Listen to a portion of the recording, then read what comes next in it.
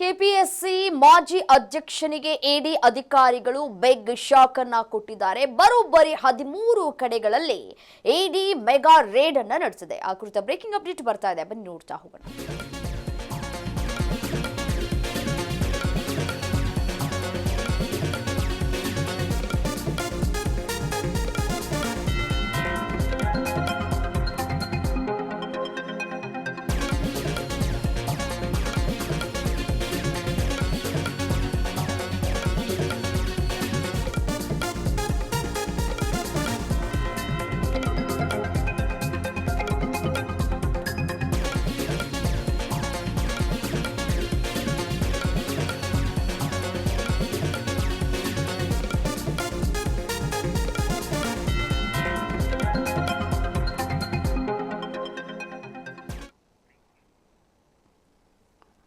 KPSC ಮಾಜಿ ಅಧ್ಯಕ್ಷನಿಗೆ ಇಡಿ ಅಧಿಕಾರಿಗಳು big shock ಅನ್ನ ಕೊಟ್ಟಿದ್ದಾರೆ. ಇವತ್ತು ಡಬಲ್ ಶಾಕ್.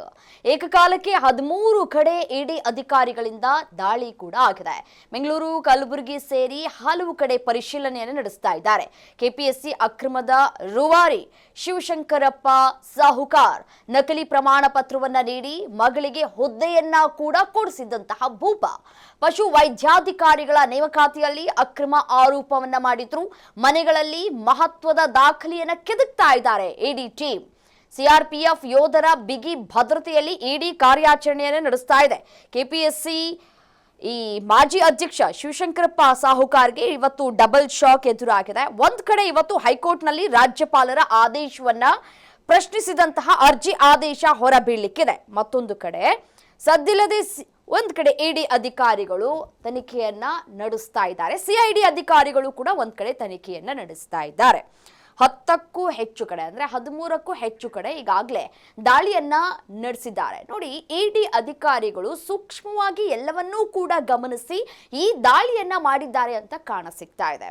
ಯಾಕೆಂತಂದ್ರೆ ಮನೆ ಮೇಲೆ ಬೆಳ್ಳಂಬೆಳಗ್ಗೆ ರೇಡ್ ಮಾಡಿದ್ರೆ ಇಲ್ಲಿ ಕಚೇರಿಯಲ್ಲಿ ಕೆಲಸಕ್ಕೆ ಬರುವಂತಹ ಅಧಿಕಾರಿಗಳು ತತ್ಕ್ಷಣ ರಜೆಯನ್ನ ತೆಗೆದುಕೊಳ್ಳಬಹುದು ಅಥವಾ ಗೈರು ಹಾಜರಿಯನ್ನ ಆಗಬಹುದು ಅನ್ನುವಂತಹ ನಿಟ್ಟಿನಲ್ಲಿ ಇಡಿ ಅಧಿಕಾರಿಗಳು ಒಂದಷ್ಟು ತಾಳ್ಮೆಯನ್ನ ವಹಿಸಿ ಮತ್ತೆ ಯೋಚನೆಯನ್ನ ಮಾಡಿ 10 ಗಂಟೆಗೆ ಕರೆಕ್ಟ್ ಆಗಿ ಇಡಿ ಅಧಿಕಾರಿಗಳು ದಾಳಿಯನ್ನ ನಡೆಸಿದ್ದಾರೆ. ಕಚೇರಿಯಲ್ಲಿ ದಾಳಿ ಮಾಡಿದಂತಹ ಸಂದರ್ಭದಲ್ಲಿ ಈ ಸಂಬಂಧಪಟ್ಟಂತಹ ಅಧಿಕಾರಿಗಳು ಕೂಡ ಇಡಿ ಅಧಿಕಾರಿಗಳ ಬಲೆಗೆ ಬೀಳುವಂತಹ ಸಾಧ್ಯತೆಗಳು ಕೂಡ ಇಲ್ಲಿ ದಟ್ಟವಾಗಿ ಕಾಣಸಿಗ್ತಾ ಇದೆ. ಅಧಿಕಾರಿಗಳು ವಿಚಾರಣೆಗೆ ಒಳಪಡಿಸಿದಂತಹ ಸಂದರ್ಭದಲ್ಲಿ ಯಾರಾದರೂ ಒಬ್ರು ಮಿಸ್ ಆಗಿದ್ರೂ ಕೂಡ ಈ ಶಿವಶಂಕರಪ್ಪನವರ ಹೇಳಿಕೆ, ಮತ್ತೊಂದು ಕಡೆ ಇಲ್ಲಿ ಅವರ ಕೈ ಕೆಳಗೆ ಕೆಲಸ ಮಾಡ್ತಾ ಇದ್ದಂತಹ ಅಧಿಕಾರಿಗಳು ಏನ್ ಸ್ಟೇಟ್ಮೆಂಟ್ ಕೊಡ್ತಾರೆ ಅನ್ನೋದು ಬಹಳ ಪ್ರಾಮುಖ್ಯತೆಯನ್ನು ಕೂಡ ಪಡೆದುಕೊಳ್ಳುತ್ತೆ ಈ ಒಂದು ಕೇಸ್ನಲ್ಲಿ. ಸೊ ಹಾಗಾಗಿ ಇಡಿ ಅಧಿಕಾರಿಗಳು 10 ಗಂಟೆಯ ನಂತರ ಈ ಒಂದು ದಾಳಿಯನ್ನ ನಡೆಸಿರುವಂತಹ ವಿಚಾರ, ಎಲ್ಲಿ ಬೆಳ್ಳಂಬೆಳಗ್ಗೆ ದಾಳಿಯನ್ನ ಮಾಡಿಬಿಟ್ರೆ ಗೈರು ಹಾಕ್ತಾರೆ, ಯಾರೂ ಕಚೇರಿಗೆ ಬರೋದಿಲ್ಲ, ತನಿಖೆಯಿಂದ ತಪ್ಪಿಸ್ಕೊಳ್ಳುವಂತಹ ಸಾಧ್ಯತೆ ಇರುತ್ತೆ ಅಂತ ಹೇಳಿ ಅಳಿದು ತೂಗಿ ಯೋಚನೆಯನ್ನ ಮಾಡಿ ಈ ಅಧಿಕಾರಿಗಳು ದಾಳಿಯನ್ನು ನಡೆಸಿದ್ದಾರೆ. ಒಂದು ಕಡೆ ಸಿಐಡಿ ಅಧಿಕಾರಿಗಳು ತನಿಖೆಯನ್ನ ಮುಂದುವರಿಸ್ತಾ ಇದ್ದಾರೆ, ಮತ್ತೊಂದು ಕಡೆ ಇಡಿ ದಾಳಿ. ಒಮ್ಮೆ ಇಡಿ ಅಧಿಕಾರಿಗಳು ಕಣ್ಣಿ ಇಟ್ರೆ ಮುಗೀತು, ಅಲ್ಲಿ ಶನಿ ಹೆಗಲೇರಿದ ರೀತಿಯಾಗಿ ಭಾಸವಾಗತ್ತೆ. ಯಾವುದೇ ಒಂದು ಇಡಿ ಅಧಿಕಾರಿಗಳು ದಾಳಿಯನ್ನ ನಡೆಸುವಂತಹ ಸಂದರ್ಭದಲ್ಲಿ ಯಾಕೆ ದಾಳಿ ಮಾಡ್ತಾ ಇದ್ದಾರೆ, ಎಷ್ಟೆಷ್ಟು ಕೋಟಿ ಹಗರಣ ಆಗಿದೆ ಅನ್ನೋದೆಲ್ಲವನ್ನೂ ಕೂಡ ಪಕ್ಕಾ ಮಾಹಿತಿಯನ್ನ ಪಡೆದುಕೊಂಡು ಬಂದೇ ಅಧಿಕಾರಿಗಳು ದಾಳಿಯನ್ನ ನಡೆಸೋದು. ನೋಡಿ, ಹೊಯ್ಸಳ ಡ್ರೀಮ್ಸ್ ಅಪಾರ್ಟ್ಮೆಂಟ್ ಮೇಲೆ ಇಡಿ ದಾಳಿಯನ್ನ ಕೂಡ ನಡೆಸಿದೆ. ನೋಡಿ, ಫ್ಲಾಟ್ ನಂಬರ್ 304ರಲ್ಲಿ ಅಧಿಕಾರಿಗಳು ಪರಿಶೀಲನೆಯನ್ನ ನಡೆಸ್ತಾ ಇದ್ದಾರೆ. ಮತ್ತೆ ಕೆಪಿಎಸ್ಸಿ ಕಚೇರಿ ಮೇಲೂ ಕೂಡ ಇಡಿ ಅಧಿಕಾರಿಗಳು ದಾಳಿಯನ್ನ ನಡೆಸಿ ಒಟ್ಟು 15 ಮಂದಿ ಅಧಿಕಾರಿಗಳಿಂದ ಪರಿಶೀಲನೆ ಕಾರ್ಯ ನಡೀತಾ ಇದೆ. ಎಲ್ಲರನ್ನೂ ಕೂಡ ವಿಚಾರಣೆಯನ್ನ ನಡೆಸ್ತಾ ಇದ್ದಾರೆ.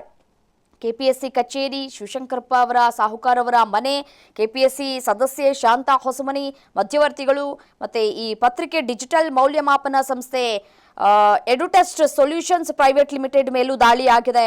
ಆಯ್ಕೆಯಾದ ಒಂದಷ್ಟು ಕೆಲ ಅಭ್ಯರ್ಥಿಗಳ ಮನೆ ಮೇಲೂ ಕೂಡ ಇಡಿ ಅಧಿಕಾರಿಗಳು ದಾಳಿಯನ್ನ ನಡೆಸಿದ್ದಾರೆ. ಬೆಂಗಳೂರು, ಹಾಸನ, ಚಿತ್ರದುರ್ಗ, ದಾವಣಗೆರೆ, ರಾಯಚೂರು, ಕಲಬುರಗಿ, ಈ ಗುಜರಾತ್ನ ಅಹಮದಾಬಾದ್ ಸೇರಿದಂತೆ ಒಟ್ಟು 21 ಸ್ಥಳಗಳಲ್ಲಿ ದಾಳಿ ನಡೆಸಿ ಶೋಧ ಕಾರ್ಯವನ್ನ ಮುಂದುವರಿಸಲಾಗ್ತಾ ಇದೆ.